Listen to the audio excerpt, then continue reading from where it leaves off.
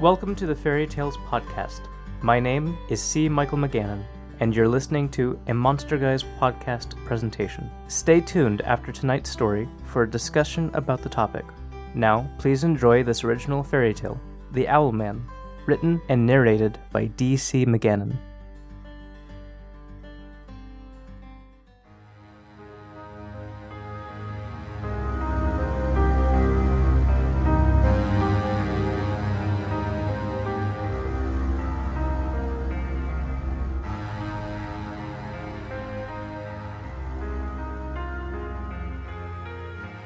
"Daddy, Daddy!" The little girl shook her father hard to raise him from his deep slumber. "Daddy, we have to get out of here. I want to go home. I'm scared," she cried, tears staining her puffy round cheeks, and buried her face in her father's shoulder. He slowly roused from his sleep. "Where am I? What's going on?" Ben Stiles mumbled, struggling to shake the fogginess from his head. For a brief moment he felt trapped between dreaming and waking, feeling the pressure from a dark cloud bearing down on him. Hearing his daughter's cries and feeling her tremble against his chest and arm, he quickly willed himself to wake up and pulled her in close. "Baby, what is it? Why are you crying?" "Daddy, the storm is loud and I saw a bad man outside my window. I want to go home. I don't like it here." "Sweetie, we can't just go home. We're here for another week. You're probably seeing the wind blow tree limbs around. Come on, let's go check your window, and I'll take care of any boogeyman trying to fool us." "Okay, Daddy, but he's mean and he said he wanted me to fly away with him tonight. He has big red eyes and he smells really bad." A fresh flow of tears and trembles overtook Sammy as she described the monster outside her window. "I don't like him. Can I sleep in your room tonight?" "Sure, baby. Let's go see what's going on." Sammy's descriptions gave Ben pause as he considered what could have made her imagine such detail, and then for her to think someone wanted her to go outside and leave with them. She was clearly terrified, and either her imagination was getting the best of her, or he felt they had an even bigger problem than storms and strong wind. "What's going on?" Cindy dragged through her bedroom door and into the hallway, wiping the sleep from her eyes. "I thought I heard Sammy crying." "You did, Sin. Take your sister to your room for a minute. I need to check around for storm damage. It's pretty ugly out there." "You said you'd get the bad man too, Daddy." Sammy sucked in several heaving breaths as she leaned in to Cindy for a protective hug. "I will, baby, I will. Don't worry. We're going to take care of the bad man. Now you two go tuck in, and I'll be back to check on you in a minute." The storm had knocked out the electricity in the fragile cottage's lines, and so Ben grabbed a flashlight from the utility drawer in the kitchen on his way through the house. The light from the gunmetal gray tube flickered, intermittent. He banged the head of the flashlight against his palm a couple of times before seeing a full beam of light illuminate the back half of the hallway leading to Sammy's room. Sammy's words danced around in the darkness that still plagued the edges of his mind, and he stepped cautiously toward the room that his younger daughter so elatedly chose as her own when they arrived 2 days ago for vacation in this rustic little town.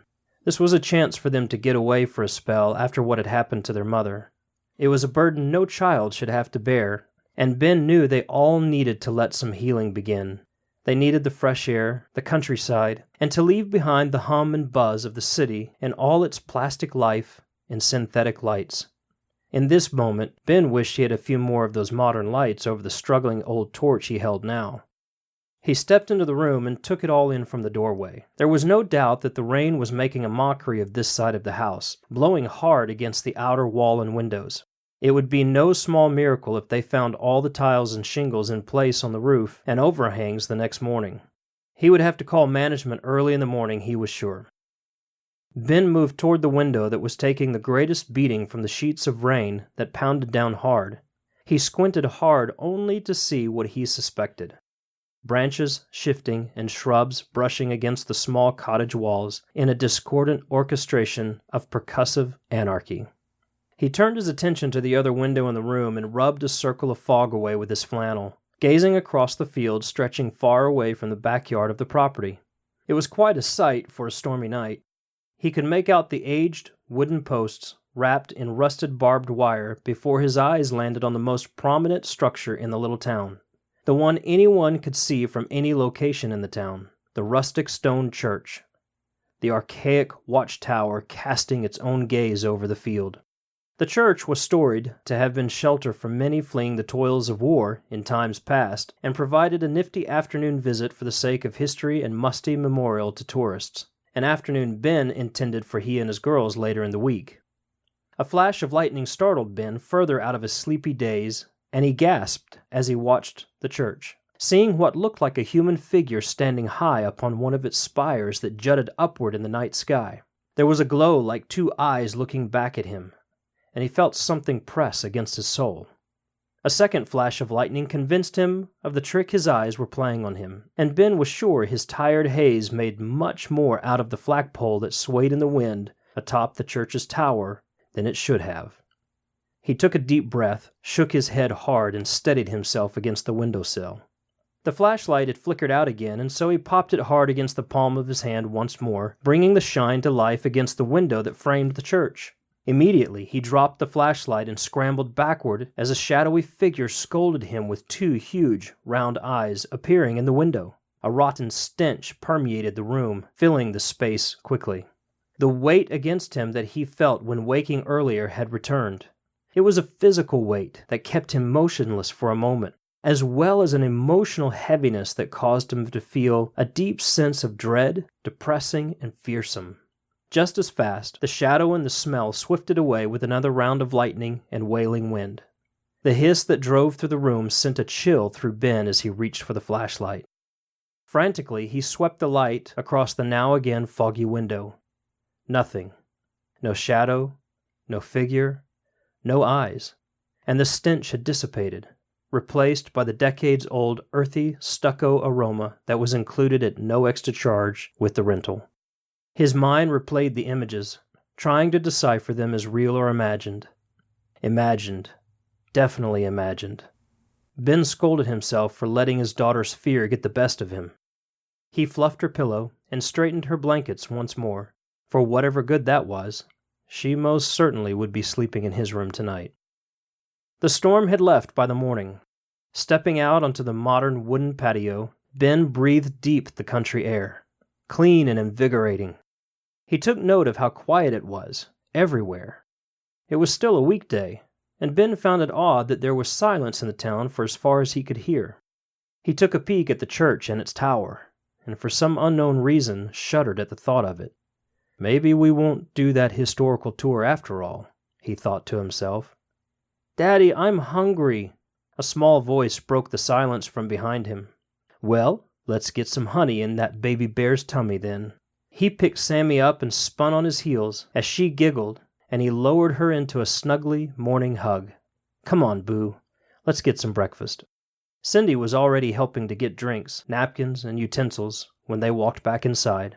Tell you what, why don't we go to that little park in town after breakfast? I say we take some time to play. Play all day. How about that? The two girls' eyes lit up and they jumped up and down with glee. Yay! Thank you, Daddy. All right then, let's eat up and then let's go have some fun. It did Ben's heart good to know that his girls could still smile and laugh and giggle. Life would take some adjusting, but he was willing to do whatever it took. His greatest dream in life was to be the best dad he could be. That was more important now than ever. For my girls, he thought quietly. They left their dishes in the sink, got ready in a flurry of playfulness and glee, and the three of them were off for the park without a moment wasted. Ben had left a message with the manager's office to check on the storm damage, and gave it no further thought as they skipped along telling silly jokes to each other toward the sleepy little town. There were only a few other kids and their parents at the park, and the girls quickly found friends among the town's children. It wasn't long, however, that the other parents gathered their kids and emptied the simple, rubber mulch-laden playground toward their respective homes. Swings creaked in the breeze where two other children had hopped out, hitting the ground in stride to meet their parents. An older, metal merry-go-round made its final rusty spin after the only boy in the park jumped off into the surrounding sand, brushed his hands off, and gave Ben a sideways glance before scurrying off to meet his mother waiting on a far bench. Ben looked at his watch. Not long after noon. He thought it was odd the families didn't stay longer given how early it was. On a day like this, too. He brushed the thoughts away with his wind-blown hair and decided his girls could play as long as they wanted to today. The only thing to interrupt them would be the grumble in their tummies come dinner time. Or so he thought. He had closed his eyes and let his face soak in the warm sun for the briefest of moments before he heard Sammy's shrill scream slice through the pleasant afternoon air. Ben jumped to his feet, thoughts scrambling, and scanned the playground with acute, thorough urgency. Sammy was no longer within the wooden tie border of the little park. His eyes found Cindy where she stood trembling, pointing, and looking in the direction where Ben would find Sammy. His youngest had fallen backward and was scrambling arms and legs as fast as she could to get away from whatever her eyes were locked in on amidst the trees and shadows. Her cries were that of terror, begging for help to escape someone or something that was chasing her. It was as if she couldn't get away fast enough or cry loud enough for someone to save her. Cindy stood like a statue in the park, unmoving, in a state of shock, as though mesmerized by something unseen. Ben leapt both the wood and iron-framed bench he was sitting on and the railroad ties that bordered the park and raced towards Sammy, who was now gasping for breath amidst her screams and pleas for help. Ben couldn't see anything except trees and the towering spire of that old church. Something within him fell, deep, heavy, disoriented, and angry. He had no words, but pushed his body to its limits to reach his little girl. He did, and he scooped her up, embracing her tight as he shuffled backward as fast as he could away from whatever horror had gripped his daughter. Ben still didn't see anything, but the shadow of the trees and the looming architecture of the church building seemed to blot out the light, muting the glow and warmth of the midday sun. Somebody was lurking there. He could feel it, but he couldn't see it or explain it. And if he couldn't explain it, how could he help Sammy with whatever she was seeing? Cindy, what did you see? What frightened Sammy so badly? He had made it back within the border of the playground, as though that were some form of invisible safety barrier, and was standing next to Cindy, who was now more relaxed than before, yet, clearly, still shaken. I don't know who it was, Daddy, but he was mean and wanted Sammy to go with him. He was dressed in all black and had something on his back. He was tall, but his eyes were weird. Like what, baby? Who was it? Ben's voice faltered between anger, frustration, and utter confusion.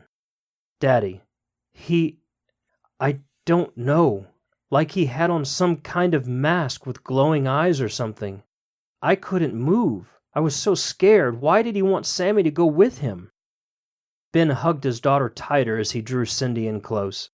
They stood silent for a moment, and Ben risked a glance between the trees and the old church again.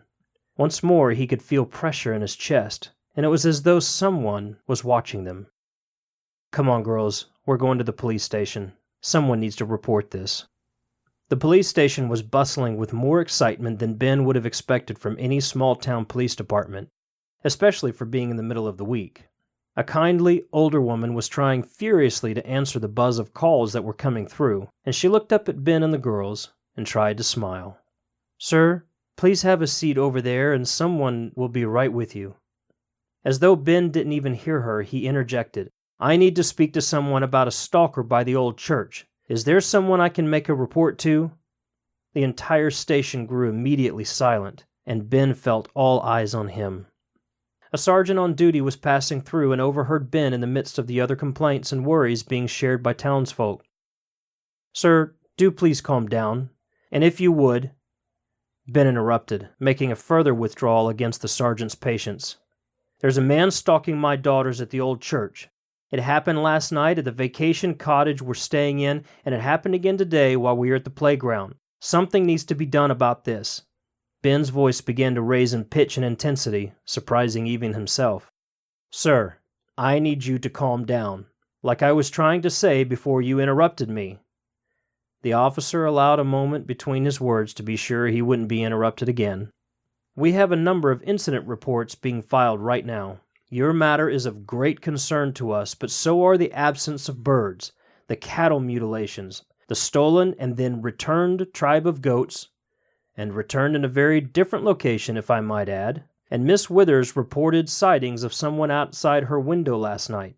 Not to mention the town's resident nut job going on about a man with big red eyes flying over Main Street all the way to the church this morning, sending people into a panic that, quite frankly, we simply don't need right now. Add to that the bizarre weather we've been having for the past few days, and you can see that we have our hands full. What I can assure you is that we are taking every incident very seriously, and yours will be treated no different. I do apologize for my insistence, officer. Ben's demeanor had returned to a closer than normal state for him, calm and collected. But these are my girls we're talking about. We've just lost their mother, and now we're being terrorized by someone that is possibly stalking your entire town. The sergeant shared a look with the woman answering the phones, who was holding a belligerent caller on the other side of the phone receiver against her shoulder, attempting to keep the frenzy in the small welcome area of the police station from mixing with the frenzy on the phone. Mr. Call me Ben. Ben, I understand, and I want to assure you, again, that we are doing our very best to meet each incident with urgency. Do you have a description of the man your daughter is being harassed by? No, that's just the point. None of us have seen anyone, but there is someone there. Daddy, I have seen something. Little Sammy tugged on his pant leg, wanting to be heard. He's ugly and mean, and he wants me to go with him. Okay, baby, let me talk to the nice policeman. The sergeant continued, so you don't have a description or anything you can provide us with that might help in our investigation? No, but your daughter is seeing this man. Ugly monster, Sammy chided with childlike sincerity. But neither you nor your older daughter have seen him or can describe him. No, sir, but I thought I saw something at the church last night during the storm. You were at the church last night? No. I saw something from my daughter's window during the storm. From your window? That's got to be what? At least the length of 3 or 4 football fields away from those cottages, right? Yes. And you saw something during the storm? Yes. But you can't describe it? No, but... And this same person was at your daughter's window and then at the playground earlier today? Yes. But you didn't see him and can't describe him? Not yet. And you said you recently lost your wife? And these 2 lovely girls have lost their mother? Yes. But Sir, please listen to me. We are going to look into this. I'll send a unit over to your place and to the church and look to see if we can find anything out of order. But until you can bring me a description and something more concrete, I'm afraid seeing a nondescript man 300 yards away during one of the worst storms we've ever had isn't going to help us much right now. But that's just it, don't you see? No, sir, I don't. Now please take a seat until someone can get with you to take a statement if you wish to log your report. Right now, I need to help those who arrived ahead of you. Ben stood stoic for several tense moments, eye to eye with the officer on duty, before silently ushering his girls out of the station, feeling hopeless and unqualified to face this unseen intruder. After a deep cleansing breath, he turned and began walking toward their vacation villa once more. The skies were dark, and the wind was picking up again just like the night before, so he quick-stepped it in order to get back before any other freakish weather set in. At the small, wood-hewn, rectangular table just beyond the kitchen bar extension, Ben sat with Sammy and Cindy and tried to make sense of what Sammy had been seeing. In the back of his mind, he was unsure of what it was he had himself seen. But something kept irritating his thoughts. He knew something was off, but couldn't explain it or give any reason for it. Sammy, can you describe to me what the man looked like? Sammy sat with her head down and her hands in her lap. She was upset, sad even, that she couldn't express herself. Cindy tried to help. Go ahead, Sammy. Tell Daddy what you saw. Just tell him. He'll believe you. I don't want to. I'm scared. If I tell, he'll come back. No, he won't, Sammy, Cindy scolded. If you tell Daddy, he can protect us. All right, girls, that's enough. Protect you from who? Who are you afraid of? Daddy, I can't. Exasperated at the course of events unfolding, Ben decided on another approach. He sat back, gathered his thoughts, and huffed out a frustrated breath. Okay then, can you draw what he looks like? Sammy sat motionless for a moment. Tears had welled up, and the stains rolling down her cheeks told Ben some of those tears had escaped. Cindy whispered, "Sammy, please." "I'll try," Sammy finally broke. A couple of minutes later, Ben had a scrap piece of paper and a marker on the table in front of Sammy. She started slowly with the eyes and the head, enough to startle Ben and Cindy both as they watched the lines form on the page. Glasses, maybe? Ben thought to himself. The guy was wearing thick, round glasses. Sammy cried, "Daddy!" "Keep going, baby, you're doing fine." She wiped her nose on her sleeve and put the marker back to the paper. The head became the body, but with no neck, and a mouth filled with sharp, uneven teeth. However Ben attempted to make sense of this being in his mind, it was quickly becoming scrambled, out of touch. Sammy continued drawing, a long body that ended in claws of some form. But then what she drew next sent Ben's mind reeling over the edge of whatever reality he was holding on to. Wings. Sammy drew large, feathered wings stretching out as long as the being was tall in her sketch. This was no man. Sammy had drawn something that looked between a man and a bird. The eyes and the head gave Ben thought of a large owl. An owl. He picked up the drawing as Sammy placed the marker down and her hands dropped into her lap again. Cindy put her hands up to her mouth, and her eyes were swelling red and tearful now. Ben considered the sketch for some time before clearing his throat. His words were difficult to find. "Sammy? Baby?" "Yes, Daddy?" "Sammy, what is this? Is this what you saw?" "Yes, Daddy, I told you he's mean and ugly."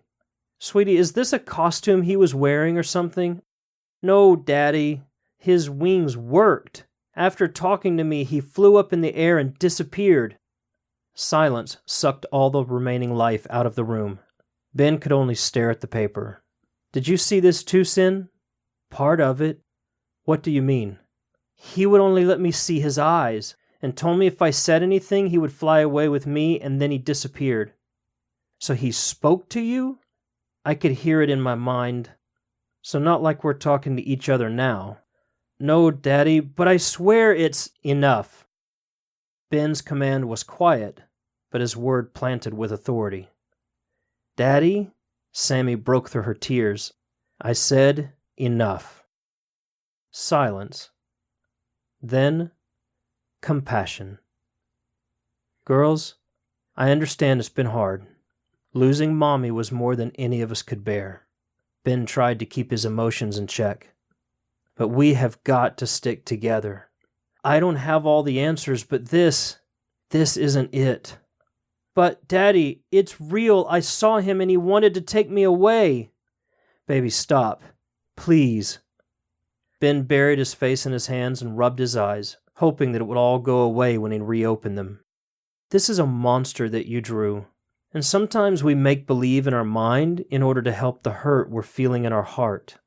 But I need you to talk to me about stuff before making up stories about monsters that want to fly away with you. We have to do this together. We're going to make it and we're all going to get better, but we have to stick together as a family. Do you understand me?" "Yes, Daddy, I'm sorry." Cindy sat defiant, arms crossed and looking as if she could break into a fit of fury or a rage of tears at a moment's notice. "Cindy, what is it? Talk to me." "You don't believe us, and it's real. This is what Sammy saw, and I know it's real. I think you saw it too. Last night in Sammy's room, I snuck in behind you while you were looking out that window. You got scared, and I think you saw that thing too." "Honey, I don't know what I saw. The storm was bad and the trees were blowing around and things were really messy outside.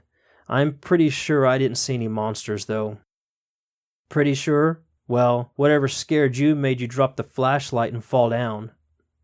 Lightning cracked its whip across the sky, and the thunder answered, unhinged, angry, ready for another night of violence. "Okay, we're done with this for now. Let's get ready for dinner and bed. By the sounds of it, we're in for another storm tonight." A knock at the door startled them all. "Cindy, get Sammy bathed while I answer this and get something ready for dinner." The girls marched toward the bathroom, while Ben took his stride toward the door. "Good evening, sir. My name is Officer McHugh, and this is my partner, Officer Darby. We're here to follow up on your incident report from earlier today. May we—" A scream seared like a hot iron through the little cottage, and the blood at Ben's center rushed to his extremities as he took for the girls' rooms, leaving the door wide open. A gush of wind blasted the two officers from behind and seemed to enter the house forceful, uninvited, with a will of its own. The rain began to pelt the officers vehemently, and large branches could be heard in the near distance breaking from the large, age-old trees around the property. Ben had reached the girls.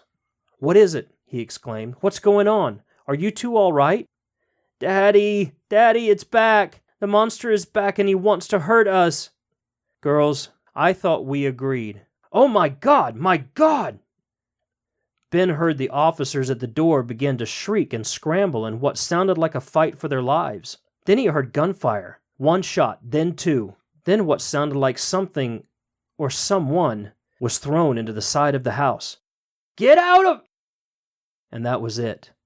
No more screaming, no fighting, no more gunshots.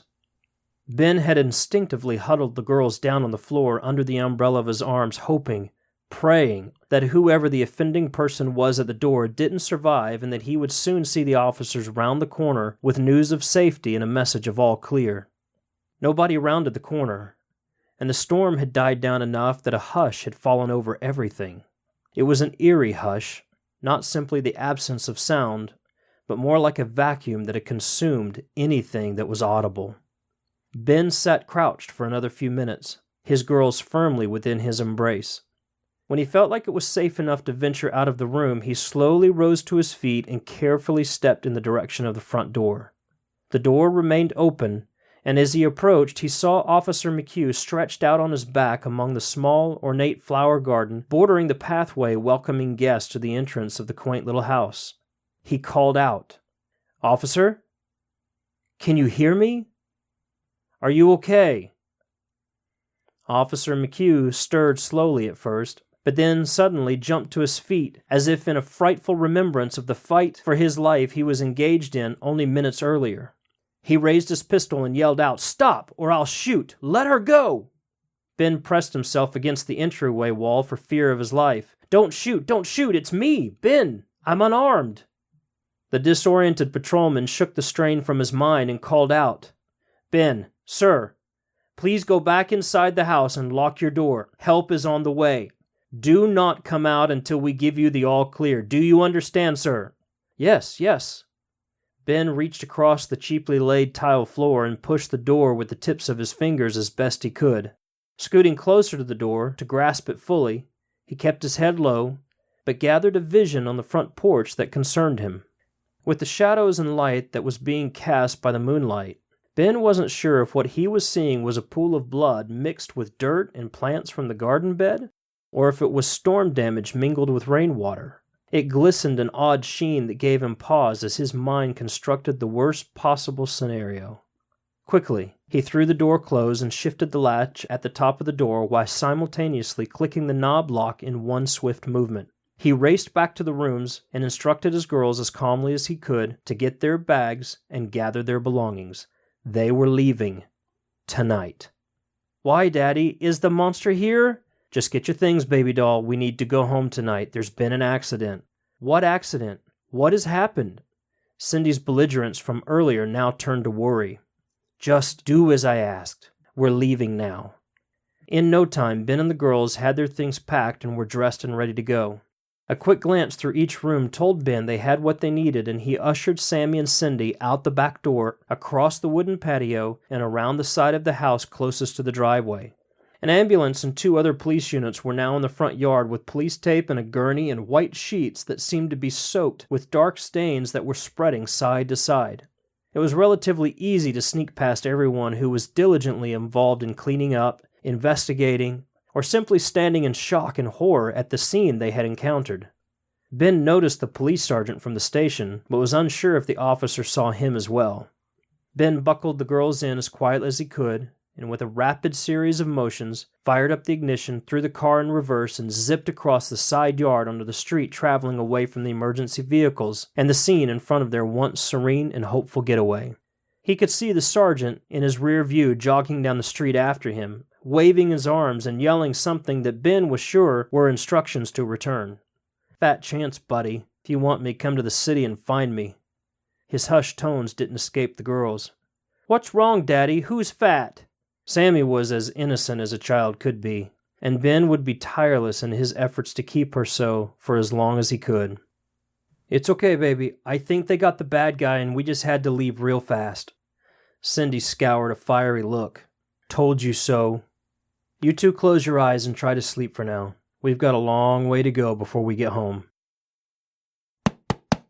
1 week later, a sound at the Stiles residence broke the small commotion of the morning. Cindy, closest to the front of their house, turned to shout over her shoulder, "Daddy, somebody's at the door." "On my way, I hear it." Ben opened the door to a surprised visitor. "Good morning, Mr. Ben? Sorry, I never caught your last name." The police sergeant that chased him as Ben pulled out of the driveway a week ago stood before him, well-trimmed and suited in dress uniform. "Yep, just call me Ben." "Ben, sir, I'm here to inform you that we looked into your incident, as well as the others that had stacked up against us that day, and, well, we owe you and your family an apology. May I come in?" "Sure, of course." "Ben, I wanted to inform you that we lost Officer Darby that night at the vacation rental where you were staying. We received further reports of, well, it's difficult to explain, but we received several reports of a person of sorts skulking around people's houses, around the churchyard, and even of someone standing on top of the church roof. We never caught the suspect, but we believe whoever it was left town as all the crazy stuff that was happening and people's property going missing suddenly stopped.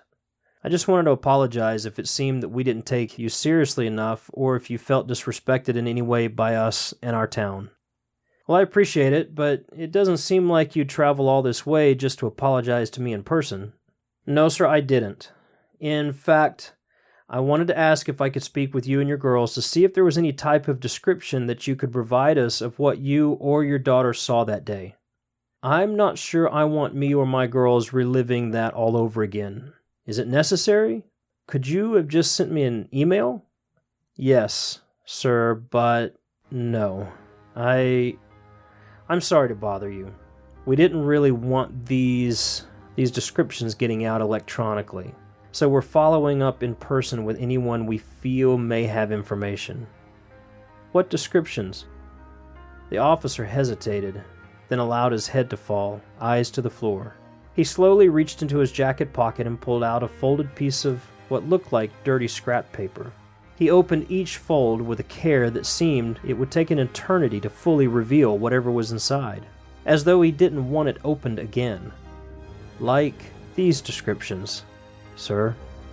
Ben reached out and took the worn piece of paper and turned it upright to examine it. What he saw shook him to his core.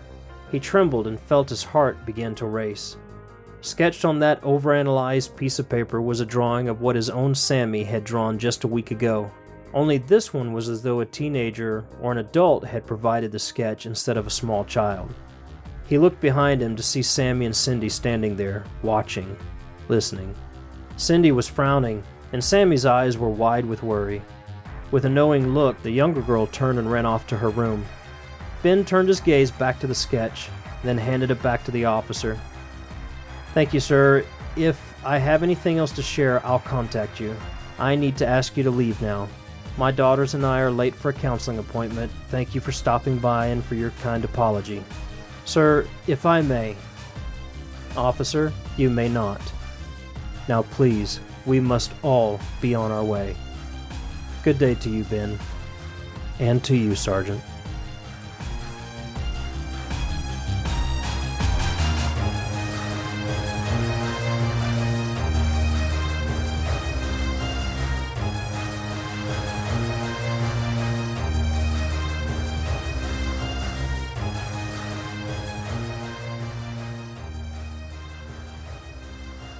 It's hard to imagine what you would feel when actually confronted with a reality that should be impossible. And I think this story captures that pretty well. And that is kind of that seems to be the core of stories about the Owlman, and as well the related Mothman that you feel from people. The fear and the negative emotions, if you will. I think we need to be clear up front about which Owlman we're talking about. Yeah. Because there's a couple out there that are floating around that may throw somebody that may not be completely familiar with the story. There's, of course, the DC Comics Owlman. I think Right. it's safe to say that we are not talking about that one. We're not talking about DC Comics Owlman. There's also, and this is where I first learned of the Owlman actually, a Slender Man-like character from a movie and a set of viral videos that were basically pranks played in an abandoned location of a very thin, owl-headed, taloned, urban legend kind of guy looking dude. Yeah, there's an independent film company, and I can't remember the name of the company, but they did a film about the Owlman. I haven't seen it, but it was supposedly terrifying and kind of all that jazz. And they had set up a number of recorded pranks. I think it was in a psychiatric hospital maybe, or something like that, where this creature appeared to people. And it's a place that is favorited by photographers and tourists and people just seeking out legends, that kind of thing, ghostly activity. And this costumed character would come out and scare them, and they would record it, and it was used as marketing, and like you said, became viral. And just like the DC Comics character Owlman, we're not talking about this one either.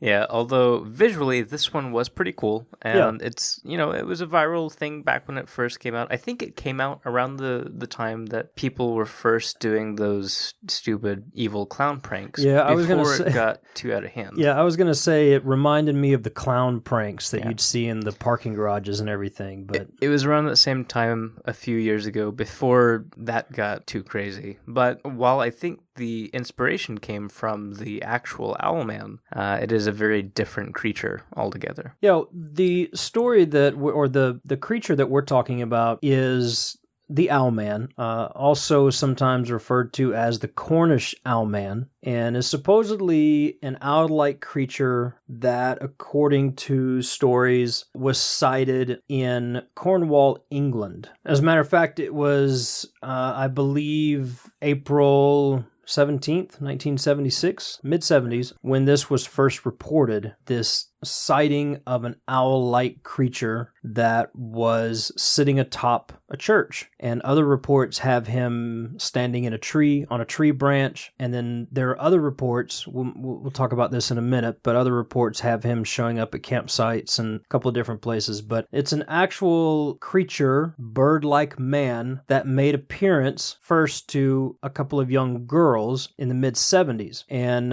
it's very similar, in my opinion, and we've been talking about flying humanoids this month. If you missed our conversation with Ken Gerhard, episode 34, check it out. It's just before this one. For the Monster Guys podcast. Yeah, from the Monster Guys podcast. We talk flying humanoids with Ken Gerhard. Very interesting conversation. So we've been kind of on that topic this month. So the Owlman fits that whole theme. But this guy shows up to these girls. It's reported by their father to a paranormal investigator. He supposedly makes investigation, terms the name Owlman. Yeah, and then, if I remember correctly, a year later, the same creature appears to another pair of young girls. Yeah, I don't think it's a year later. I think it's a few months later. It may be, but you start to see an influx of activity. And the strange thing on this, and we didn't talk too much, I think Ken mentioned it in that episode with Flying Humanoids, that the Mothman was surrounded by other strange events such as UFO sightings, lights in the skies, men in black appearing and questioning people and having very odd conversations, all sorts of weird activity. And the Owlman also seems to be accompanied by some very strange events and weird happenings. Yeah, as a matter of fact, an author who wrote a book about the Owlman, I believe his name was Jonathan Downes, wrote a book called The Owlman and Others. I have not read that book. I'm referencing some notes that I've found elsewhere, but according to Downes, between 1975 and 1977, this particular part of the country was plagued by droughts, floods, heat waves, cattle or goats that had gone missing, I believe, flocks of birds beating themselves against the walls, mobs of feral cats in the area. As well, like you were talking about, similar to the Mothman, there were increased sightings of UFOs and even things as strange as reports of teleporting cows. Yeah, that's what, when you were talking about cattle going missing, I was going to say, before tonight's talk, you had told me that the cows were teleporting, and that piqued my interest. Well, I think teleporting cows should pique anybody's interest.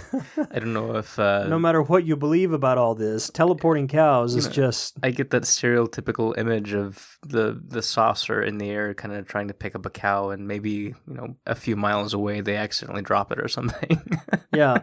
So apparently also in that area there is a famous sea serpent. And the Morgower? I think so. I don't know how to pronounce that one, but it's Cornish sea serpent. And apparently during that time frame there were increased sightings of this creature as well. So all in all, there's all these strange happenings, and during that time as well, bizarre weather patterns are taking place, and the Owlman appears, and then he's gone. And so are all these strange things. Now, you had mentioned, and it's something I think you've looked up in other areas, that this part of the country is kind of known for some paranormal activity. Yeah, similar stuff happening, of course, the sea serpent and everything, but also back in the 1920s, I think it was actually 1926, if I remember correctly, so it was almost 50 years exactly, you have two boys near a church that are chased by an extraordinarily large bird, or what they described as being an extraordinarily large bird. It's just kind of strange seeing a pair of young kids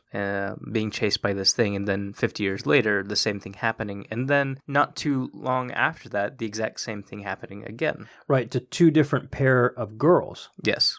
Yeah, so you've got this pair of boys, and then you have two girls, and then you have another two girls. Now, the interesting thing about this, and this is where some historians and authors kind of take up arms on this, is they believe the guy who this was originally reported to, who was, by the way, a paranormal investigator, was friends with the father of the girls, and also knew the other two girls, and possibly knew the other set of girls. And so it gets kind of convoluted there, because a lot of people, or some people who have tried to follow this story, have said that he was an attention getter, paranormal investigator, and somebody who created this story as a hoax. When we found that incident in the early 1900s, it just seemed a little fishy about the two boys and then the two girls, same story, 50 years apart. Well, the early 1920s, and then also, I think it was 1995, there was an American tourist also saw the Owlman, came back and wrote about it, and that was completely separate as well. Yeah, that was a separate incident. And also this author, Jonathan Downes, I believe, made claim of interviewing a young man that was separate from these other groups that had reported seeing the Owlman, if you will. Right. I forget the description that he used, but I do believe, I think he said in that description, it was definitely a bird-like man with glowing eyes. These are the descriptions between these various incidents. The girls had seen a monster like a devil flying up through the trees near the church. Talons on these creatures that they create, you noted earlier, were all very similar. The red glowing eyes, and a lot of the drawings that come from some of these incidents, very creepily similar to the Mothman. Well, yeah, the shape altogether it seems to be very consistent. If you look up the Mothman images, artist renderings and people who had claimed to have seen the Mothman, their drawings of it, and then you look up the drawings of the Owlman from people, kids and teenagers alike, that saw this thing, put those pictures side to side, and I think the weird thing to me is that the Owlman is very specifically feathered, and then the Owlman has those weird feet. I'm going to try to say the word zygodactylic. Yeah, pincer-type claws. Yeah. Like toes owls in front and two toes in the back type of thing. We need to talk to Ken Gerhardt again about the exact terminology for that creature. And the Owlman seems to be a little bit more vague, but if you look at the shape, and then specifically the eyes and the wings, it's very similar. You have very big wings, you have a humanoid body, big eyes, and then kind of a head that isn't too far off from the torso. I mean, it looks kind of like it's got no neck. Yeah. Which is the description of the Mothman. Yeah. And then the activities of these things as well. A lot of people reported seeing the Owlman, I guess, in a tree, and it almost looked like a bird at first. And that is almost identical to some of the earlier sightings of the Mothman. In a tree, on building structures. It was interesting in looking at some of the comments from people about the articles and about the descriptions in looking into this phenomenon, is that one guy said, it's like the Owlman is kind of similar to the Mothman and other flying humanoids. They stay around for a very certain amount of time, and then they disappear and they're never seen again. And the other thing that's strange to me, and when you were talking about it possibly being a hoax, my thought was this did happen after the Mothman. Not too many years after the Mothman. Just about it. I think it was 9 years. But my thought is that is a possibility. It seems too unlikely with all of the other strange things that were going on. And that's another thing as well. During their stays in time, they seem to be surrounded by very strange and really concerning, unfortunate events, which is something that we talked about a little bit with Ken, how these humanoids, these flying humanoids, seem to be prophetic of strange times, dark times, tragic events. Because we brought up the Mothman, the bridge collapse. Yep. We talked about that creature in front of the mining cave and what had taken place there. I don't know really any specific incident around the Owlman that was, other than bad weather and teleporting cows. I mean, floods and droughts. I don't know if the floods and droughts happened before or after, but plagues of Egypt had descended upon Cornwall, England. Feral cats. Feral cats. These cats and these cows are tripping me out about You talk about a mob of feral cats, and I just see an army marching across. That to me would be enough of an event that needed to be forewarned. And I don't know the exact timing, because I think you know a little bit more about the stories than I do with Owlman, but it seems like flying humanoids and these hybrid bird creatures always seem to be surrounded by traumatic events or just really weird crap.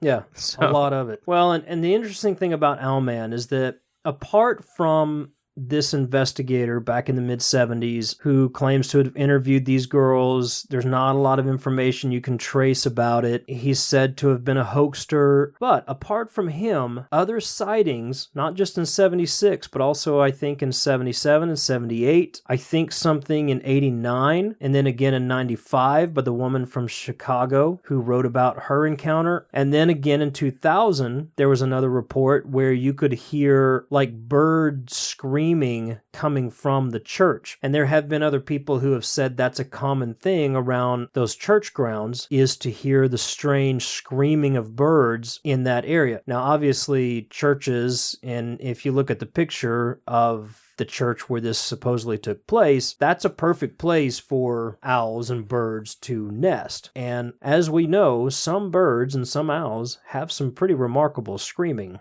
Very true, yes.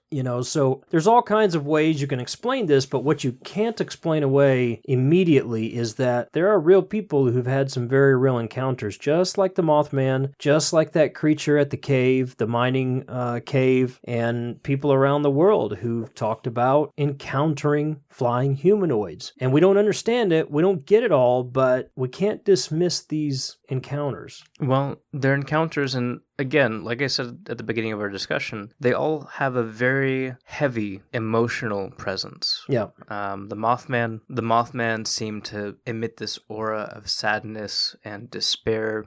Many people seemed to take on these emotions when they normally didn't feel these emotions, and they were completely down. With the Owlman, a lot of people were terrified for days. It was a very traumatic experience in that they were just scared. And the mining events, the humanoid that seemed to block the miners from their jobs right before their mine exploded, presumably saving their life, they seemed to just fall into a trance where they stood there for about an hour looking at it. And it was kind of a strange event all to itself. Yeah, like one of the girls who described seeing the Owlman outside of her campsite described hearing this hissing sound and then turn around to face this creature that just had this presence that brought her down. It kind of reminds me a little bit, and I'm not trying to make a relation here, but it does kind of remind me a little bit of sleep paralysis. And some of the experiences that people have with that phenomenon, the pressure on the chest, the depressive mode, all the stuff surrounding that, almost being paralyzed and hypnotized. It sounds to me like a little bit of sleep paralysis.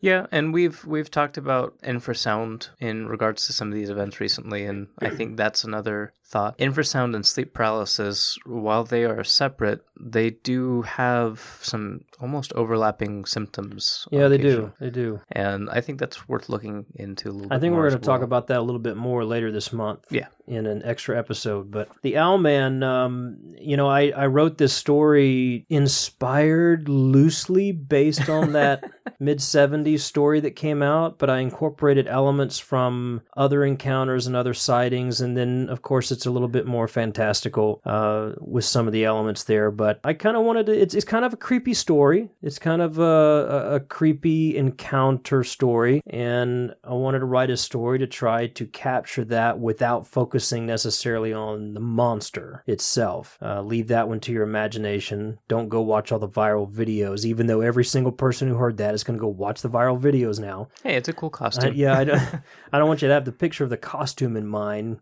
with this story, because that's not what I was reaching for, but it is a cool costume. I think the film company did well for themselves marketing that. They did. I would agree, and I think the story really captures that, the importance of the question. If you saw this thing, what would you do? What would you believe? But I think for me, it's sad, but amusing at the same time. The little girl, Cindy, the older sister, she knows what happened, and she's just kind of looking at the dad like, what you saw, just accept it and help us get through it. Yeah, I think the even bigger question here, given the rash of encounters around the world, over hundreds of years, is, do flying humanoids exist? And if so, what are they? And what are they here for? And I think in this case, does the Owlman exist? And if they're only here for a very short period of time, maybe we'll never know, because of the lack of research and data and anything outside of just some simple storytelling. I don't know what we have to go on. There's nothing really to research. Mythology. That is another big thing, is they are prevalent throughout mythology, and they all seem to be pretty consistent with certain features. So, but again, if you want to dive a little bit deeper into that discussion, listen to episode 34 with Ken Gerhard. We talk a little bit about that from different cultures around the world, historically, and mythology and folklore and more modern encounters as well. But other than that, I think it may always remain that mystery. It may be. And you know what? I'm okay with the Owlman remaining a mystery. Just don't go to Cornwall. Yeah, so everybody, hope you enjoyed the story, a little bit of discussion. Chime in on this, weigh in with your own opinions, thoughts, if you have information about it. You can find us at The Monster Guys on Twitter, Facebook as well, facebook.com/The Monster Guys, and of course at themonsterguys.com. And there is a place on themonsterguys.com that you can click to share your encounter of an Owlman or a Dogman or Bigfoot or a ghost or paranormal activity, any of that kind of stuff you can share with us there on themonsterguys.com. Until next time, just don't hang around creepy churchyards. I feel like that's pretty good advice for any monster. Yeah, so stay away from churchyards. I don't know, though. The red cap is pretty much the only place you can go to be safe from him. Well, yeah, the fairies are not going to get into churchyards, but so you get into a churchyard to get away from the fairy, but then you get attacked by the Owlman. Like we say about Japanese... You're damned if you do, you're damned if you don't. Like you say about Japanese stories. Don't go to the mountain road, especially at night, especially alone. Yeah. Just apply that to any part of the world, and I think you'll be okay. Yeah, just stay in your house and never go outside. That's the bottom line, folks. Good night. Good night.